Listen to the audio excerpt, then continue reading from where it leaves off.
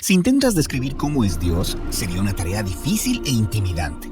Pero cuando las personas que escribieron la Biblia contemplaron el misterio de Dios, ellos consistentemente describieron a Dios de esta forma: compasivo y lleno de gracia, lento para la ira y sobreabundante en amor leal y fidelidad.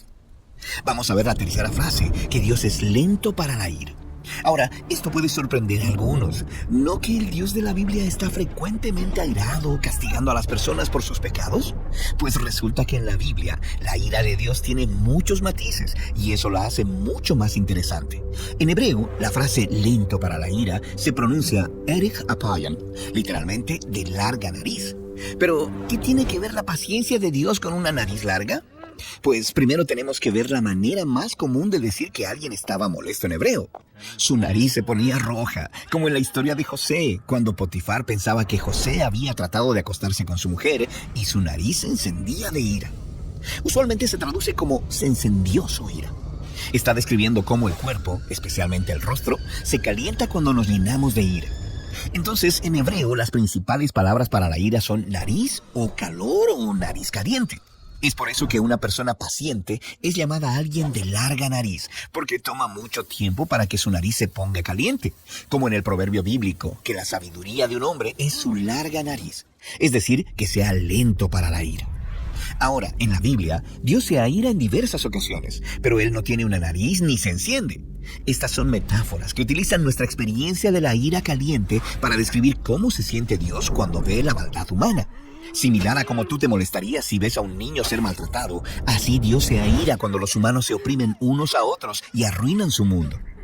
En la Biblia, la ira de Dios es una expresión de su justicia y su amor por el mundo, pero Él es lento para la ira, lo que significa que Él otorga mucho tiempo para que las personas puedan cambiar. Como en la historia del Éxodo, cuando Faraón esclaviza a los israelitas y hace que sus bebés sean lanzados a las aguas. Dios envía a Moisés a confrontar a Faraón y él recibe 10 oportunidades de dejar ir a Israel, pero luego de la 10ª vez que lo rehúsa, Faraón sale en sus caballos a destruir a los israelitas, por lo que Dios lo destruye en las aguas. La propia maldad de Faraón es redirigida sobre él y leemos que esto es un acto de la ardiente ira de Dios. Ahora, eso es algo bastante intenso, pero piénsalo. ¿Dios no sería bueno si Él no se molestara con la maldad de Faraón y decidiera hacer algo en algún momento? Y nota que la ira de Dios se expresa en entregar a Faraón a las consecuencias de sus propias decisiones. Y esta es la manera en que se muestra la ira de Dios a lo largo de las Escrituras, como en la historia de los israelitas, una y otra vez, por cientos de años. Ellos traicionan a Dios, quien los rescató de la esclavitud. Y si bien Él les da muchas oportunidades de arrepentirse, ellos continúan dando su alianza a los dioses de otras naciones. Y en cada ocasión leemos que la ardiente ira de Dios se encendió contra los israelitas. Pero nota lo que siempre sigue. Dios los entrega en las manos de sus enemigos. Israel quería servir a los dioses de otras naciones, así que Dios en su ira les da justamente lo que ellos quieren. Y esas mismas naciones regresan y derrotan a Israel. Esto es similar a lo que el apóstol Pablo dice en su carta a los romanos.